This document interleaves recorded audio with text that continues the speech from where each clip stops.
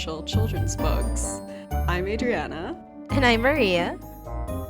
And in this episode, we look at American Heart, a YA novel so controversial it started a social media firestorm and made a major magazine retract its review before it was even published. Oh, wow. Have you heard of American Heart? I actually have not, which is confusing me right now. Yeah, I feel like that's very much your sort of sphere of things because it is full YA drama. Ooh. As we all know, I'm all about the YA drama. So it's by an author named Laura Moriarty. It's a dystopian novel, and it's a sort of retelling of Huckleberry Finn. So it's set in a sort of near future version of the US where Muslims are put on registries and sent to an internment camp. Oh. Very dystopian. And it follows 15-year-old Sarah Mary. Rhymes with Huckleberry, get it? She lives with an abusive aunt. She's been abandoned by her parents. She grew up in this world and she sees nothing wrong with it. As far as she knows, Muslims are dangerous, so keeping a record of them and sending them off to this camp is a good thing, as far as she has been taught and as far as she believes. And this is the main character of the novel. Are they literally Muslims? Like, it's not even a made-up religion, it's literally Muslims. Yeah, no, it's literally Muslims. Oh, okay. So she meets Sadaf, who is from Iran, she's hiding in her car. She is a fugitive, she's on the run. The American government is trying to find her and send her off to one of the camps, but Sadaf is trying to get up to the Canada border because her husband is living in Canada. So Sarah Mary takes Sadaf with her up to Canada. They are traveling together, they are hitchhiking. It's very intense. There's a lot of action. And the question is, will they be able to get up there, or will Sadaf be captured by the authorities? And through the course of the novel and their journey, much like the original Huckleberry Finn, Sarah Mary learns that Muslims are people who should not be put in concentration camps. And that is the story. Oh my god. So this book is kind of interesting because it came out in January of 2018, and by that point, it was already incredibly controversial. I can imagine. Just a bit of like political context. In 2016, then President Trump brought up the idea of a national Muslim registry. Oh. It sort of started out as a campaign promise, and then some prominent supporters of Trump like brought it back into the spotlight as like a real possibility. They pointed to the internment of Japanese Americans during World War II as precedent. There was a real push for it from the right wing of the party. And then in January of 2017, and then sort of throughout that whole year, that was the year of the Muslim ban, which was repeatedly struck down by the courts, and then he would sort of bring up another version of it, and sometimes it was allowed and sometimes it wasn't. But there was a lot of anti-Muslim sentiment that was a real issue that people were very hyper aware of. So especially in 2017, there was this real fear that something like that could actually happen again, alongside this sort of like disbelief that it was happening again, sort of in front of our eyes. So that's the political background for that, I guess. There's not a lot of racial and religion like variety in Mexico, at least not where I live, so I don't get to see a lot of these things. Under Trump, obviously there was a lot of anti-Mexican sentiment as well from Trump. Yeah. He just hated like everyone, but I think everyone. Yeah, like his two big things were the border wall with Mexico and the Muslim ban. Yeah. I think he just hates like brownish people. Yeah, yeah. It was a bad time. It definitely was, yeah. Into that era, a lot of authors responded to it, and Laura Moriarty responded by writing this book. She said in an interview with Slate that this was her process. She had two Iranian immigrants read through an early draft, as well as a practicing Muslim of Pakistani descent, Okay. to make sure that the Muslim character of Sadaf read like a real person that they felt like they could recognize and relate to. So sensitivity readers, good for her. Yeah, so she also got a university professor who specializes in race representation in YA literature to read through it to make sure that it wasn't like a white savior narrative. Of course. And then once it was picked up by Harper Teen, it got an additional 2 sensitivity reads, Oh, okay. presumably by Muslim people. So like this book was thoroughly vetted. Yeah. So what happened? On October 10th, 2017, so about 3 and a bit months before the book was meant to be published, it got a starred review from Kirkus. And Kirkus is one of the 2 big pre-pub reviewers, is what we call them. So they get like very early copies.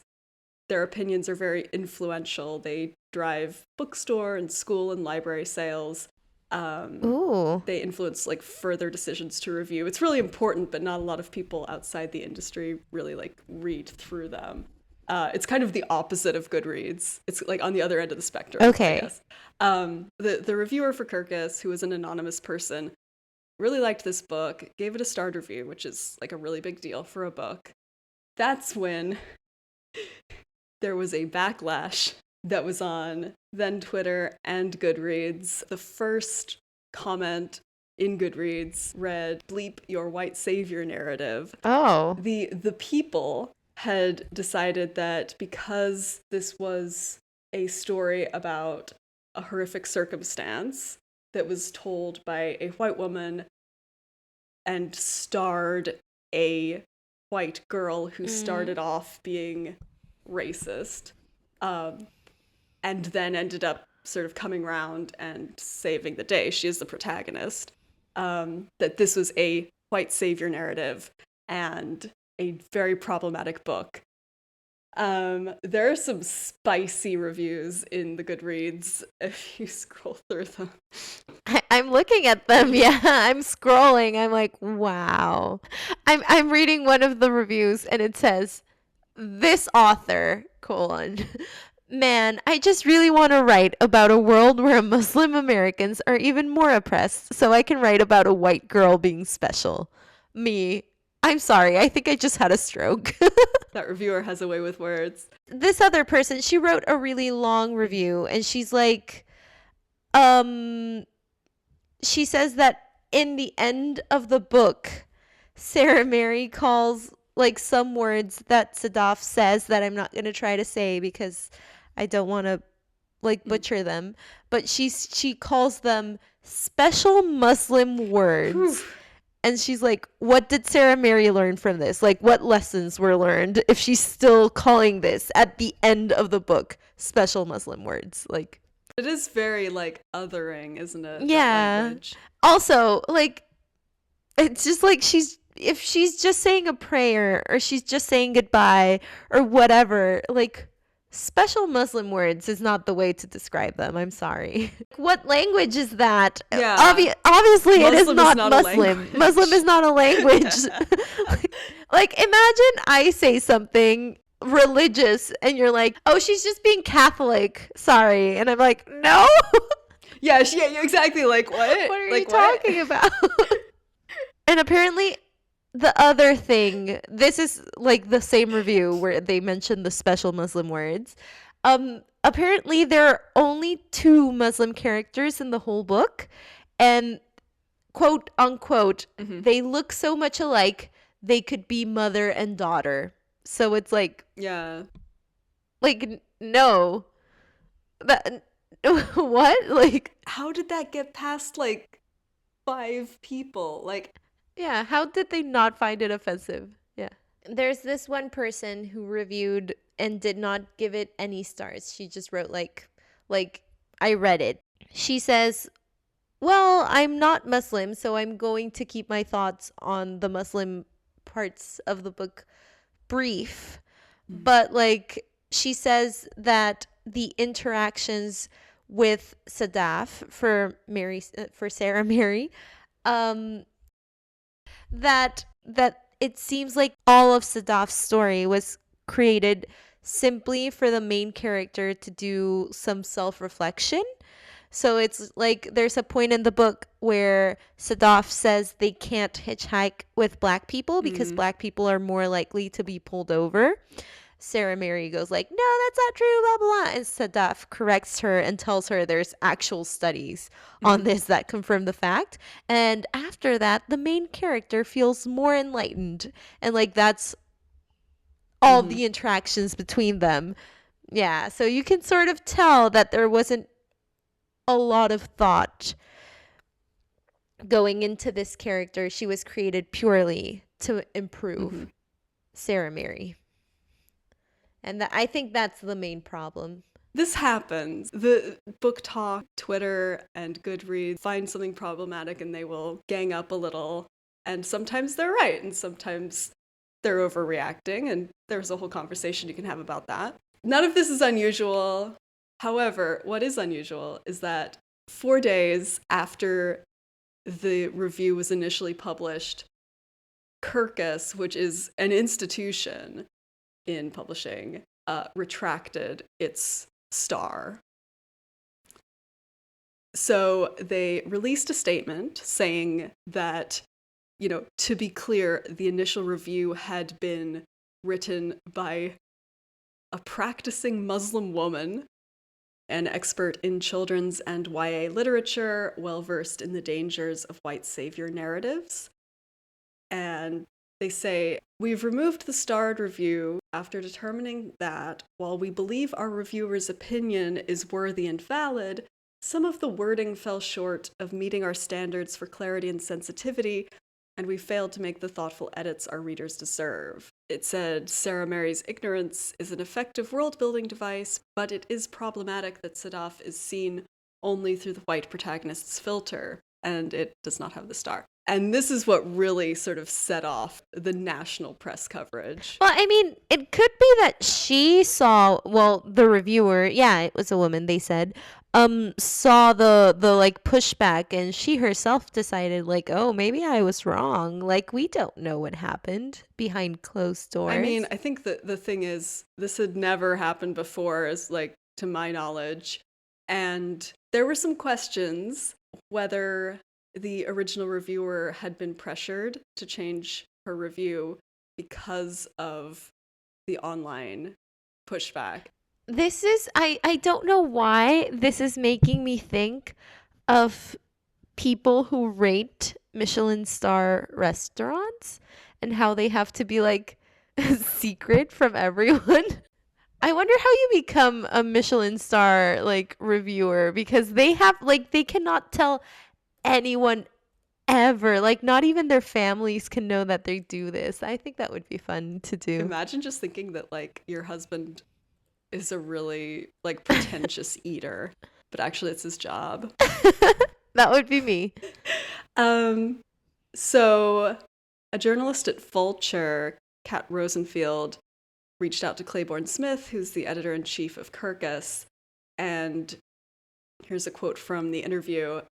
She said, "When I ask if the book's star was revoked explicitly and exclusively because it features a Muslim character seen from the perspective of a white teenager, Smith pauses for only a second. Yes."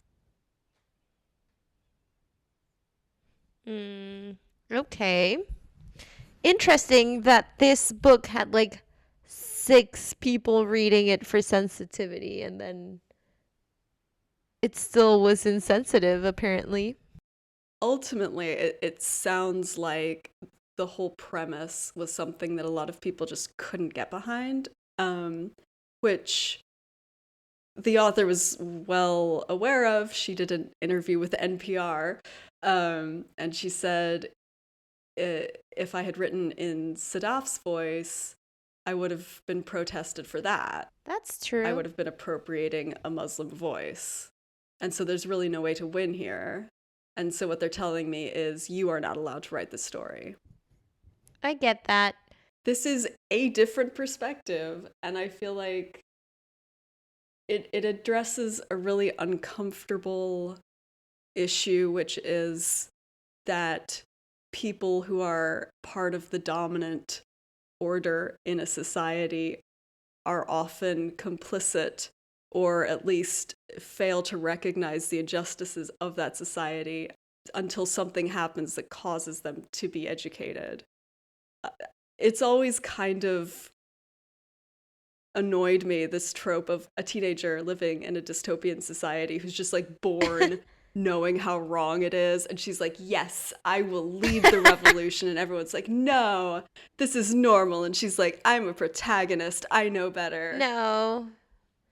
Usually you need to experience something to let you see that it's wrong. Yeah. I think that is the author's like angle. She said, this book is not about the Muslim experience in America. The book is about Islamophobia in America.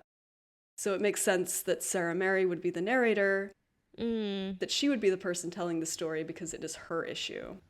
Yeah, she's the one with the problem. On the other hand, the suffering of real people to serve as a lesson for the moral improvement of a white character is a really old and deeply annoying trope. Yeah, because it doesn't really show the suffering people as a person, just like they're just a plot device to improve the white person at the center of the story, but they're not really people. They don't really have a life outside of helping this white person improve. So yeah, that's annoying. This all leads back to like systemic racism and prejudice and everything. And I saw a Facebook meme about this recently, and it was really good because what it said was that what people don't understand about systemic racism is that even if you took all the white people out, the system is built in a way so that everyone else is still not getting the full privilege of it. So like it's not a problem like with individual prejudice, like it, yeah, that is a problem, but the problem is that the system itself is pushing these people down. So of course, we do need the people who benefit from the system and who like have the privileges and everything to be the people that say, wait, this is wrong. I need to change this. And how else are we going to do that? But then we cannot have these people be the center of the world because then they will never realize they should not be the center of the world and need to look out for other people. So then it's a fine line. How do we do this?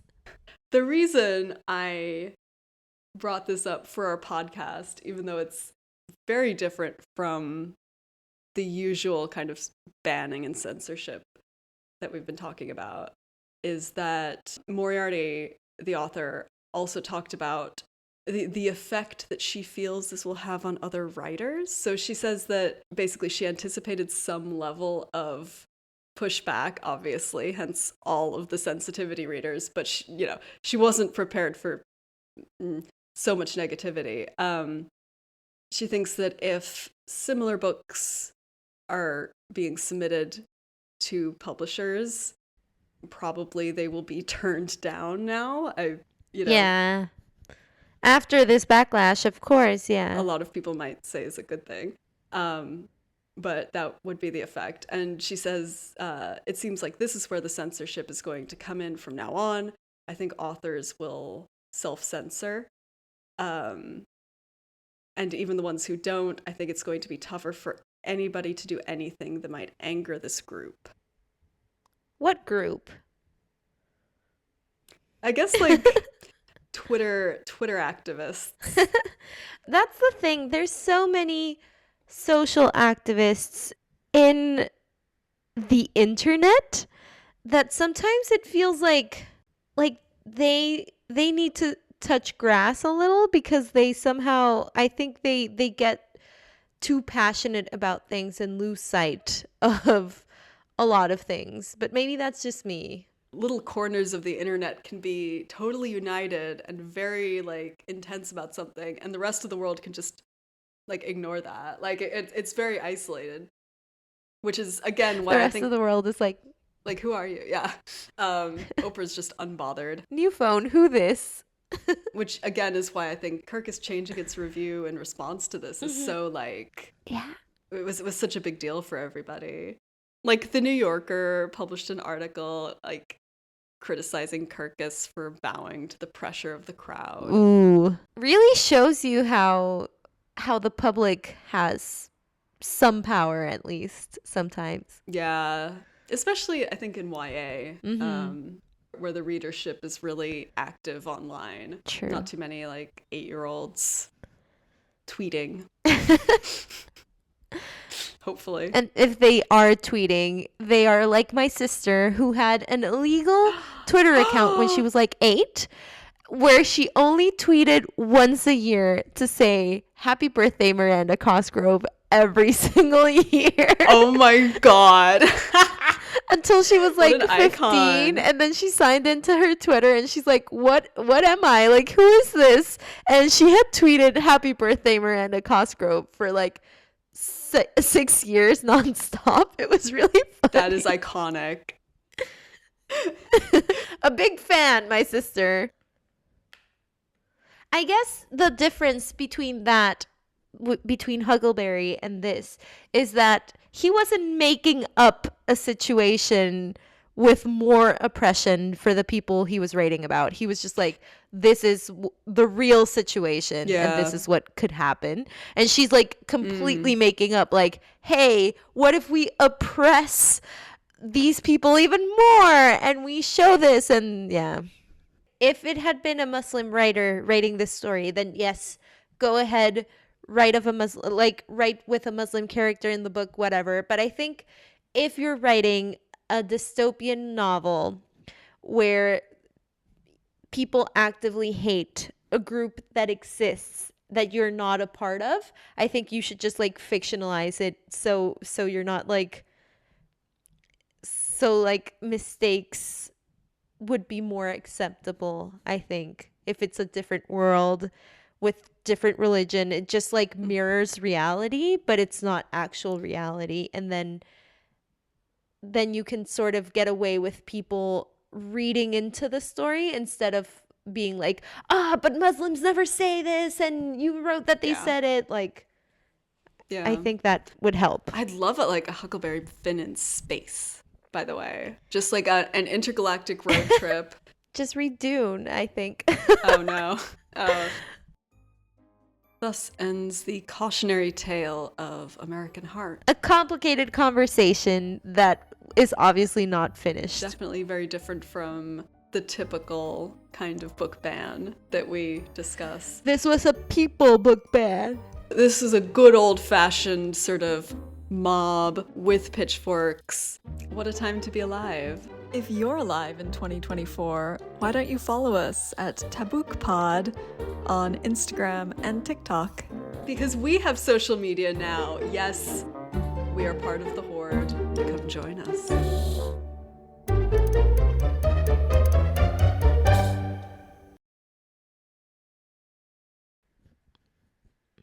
Imagine I become a Michelin Guide inspector. That's their title. Michelin Guide inspector.